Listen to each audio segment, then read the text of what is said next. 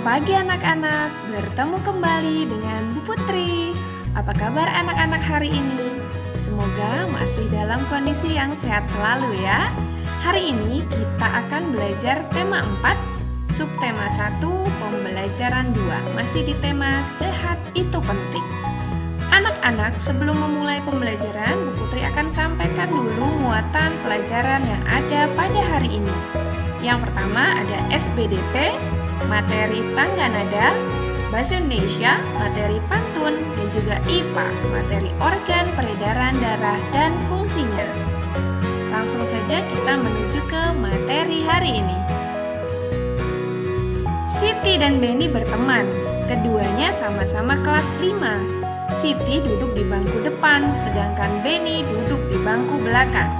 Kebiasaan berangkat ke sekolah naik sepeda, karena mengayuh sepeda merupakan olahraga. Kebiasaan Benny setiap bangun tidur pagi menyempatkan diri berolahraga. Olahraga dilakukan Benny sebelum mandi. Olahraga sangat penting untuk menjaga kesehatan tubuh, terutama kesehatan organ-organ tubuh dan organ peredaran darah. Nah, ini adalah contoh gerakan-gerakan yang biasa Benny lakukan setiap hari. Ia menggerakkan tangan dan juga kakinya. Benny hobi berolahraga. Hari ini Benny dan teman-temannya mengikuti olahraga bela diri pencaksilat. Bela diri pencaksilat selain untuk berolahraga juga olah seni. Gerak-gerak bela diri pencaksilat ada yang diiringi musik atau lagu yang bersemangat. Perhatikan gambar berikut. Nah, ini contoh bela diri pencaksilat yang diiringi oleh musik. Anak-anak, berkaitan dengan musik atau lagu yang bersemangat, jadi teringat kembali mengenai tangga nada. Dalam musik ada istilah tangga nada. Ada tangga nada mayor dan juga tangga nada minor. Ciri lagu bertangga nada mayor dinyanyikan dengan bersemangat. Kita ulang sedikit ya anak-anak mengenai tangga nada. Tangga nada adalah urutan nada yang disusun secara berjenjang. Misalnya, do, re, mi, fa, sol, la, si, do. Tangga nada dibagi menjadi dua, yaitu tangga nada mayor dan tangga nada minor. Tangga nada mayor adalah tangga nada yang susunan nada-nadanya berjarak 1, 1, setengah, 1, 1, 1, setengah. Biasanya diawali dan diakhiri nada do sama dengan C, bersifat riang gembira. Tangga nada minor adalah tangga nada yang susunan nada-nadanya berjarak 1, setengah, 1, 1, setengah, 1, 1. Biasanya diawali dan diakhiri nada la sama dengan A, bersifat sedih. Kamu telah memahami pengertian tangga nada mayor dan tangga nada minor. Ciri tangga nada mayor adalah, masih ingat ya anak-anak? Bersemangat, riang gembira, biasanya diawali dan diakhiri dengan nada do sama dengan C, dan juga mempunyai pola interval 1, 1, setengah, 1, 1, 1, setengah. Contoh lagu bertangga nada mayor antara lain Maju Tak Gentar, Halo Halo Bandung, dan Garuda Pancasila. Selanjutnya, ciri tangga nada minor, yaitu kurang bersemangat, bersifat sedih, biasanya diawali dan diakhiri dengan nada la sama dengan A, mempunyai pola interval 1, setengah, 1, 1, setengah, 1, 1. Contoh lagu bertangga nada minor antara lain Syukur, Tuhan, dan Gugur Bunga. Ini contoh lain, lagu bertangga nada mayor dan bertangga nada minor. Yang bertangga nada mayor contoh lainnya adalah Indonesia Raya, Hari Merdeka, Berkibarlah Benderaku, Bendera Merah Putih, tadi ya, Maju Tak Gentar. Yang bertangga nada minor, Terima Kasihku, Tuhan, Bubui Bulan, Gugur Bunga, Syukur. bersinar terik sang matahari, bagai api panas membara, rajin berolahraga bela diri, badan kuat, hati gembira. Nah anak-anak, itu tadi termasuk jenis tangga nada mayor atau minor ya.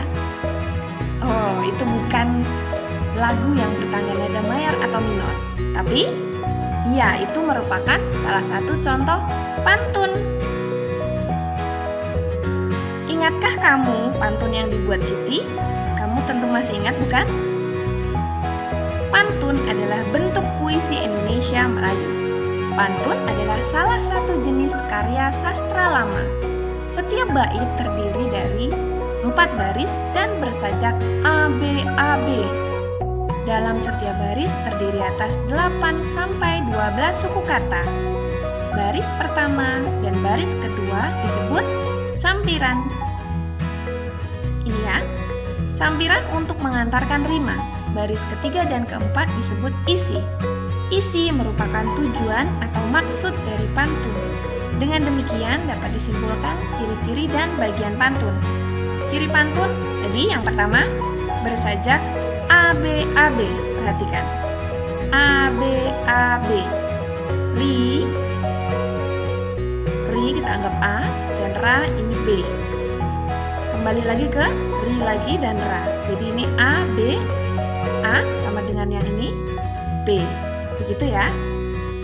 Kemudian satu bait terdiri atas 4 baris. Ini namanya satu bait ya nak. Satu bait terdiri dari 4 baris.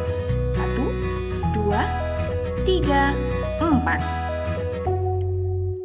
Setiap baris terdiri atas 8 sampai 12 suku kata. Suku kata ini ber itu 1, sinar 3, terik jadi 5, sang 6, matahari. Kita hitung bersama. 1, 2, 3, 4, 5, 6, 7, 8, 9, 10. Ada 10 suku kata pada baris pertama. Demikian seterusnya sampai baris keempat. Jadi tidak boleh lebih dari 12, tapi tidak boleh kurang dari 8 suku kata. Kemudian, pantun itu terdiri atas 2 bagian, yaitu yang pertama disebut sampiran, merupakan kata-kata dalam 2 baris pertama atau baris ke-1 dan kedua di setiap bait. Selanjutnya adalah isi.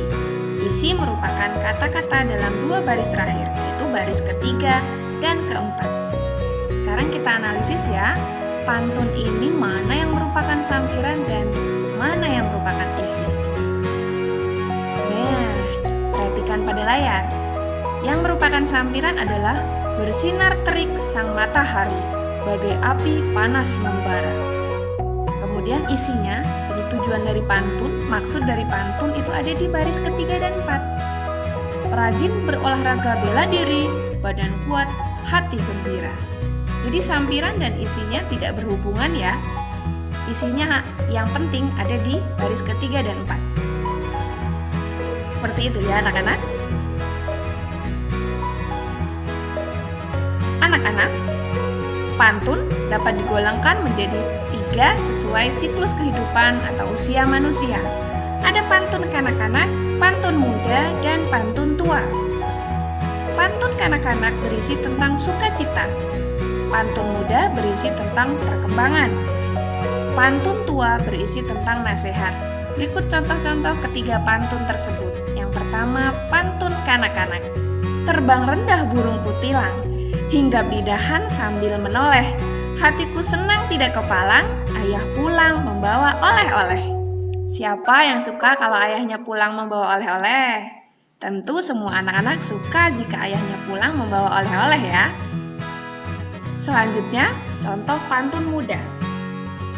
Hujan turun rintik-rintik, ada gubuk di tepi sawah.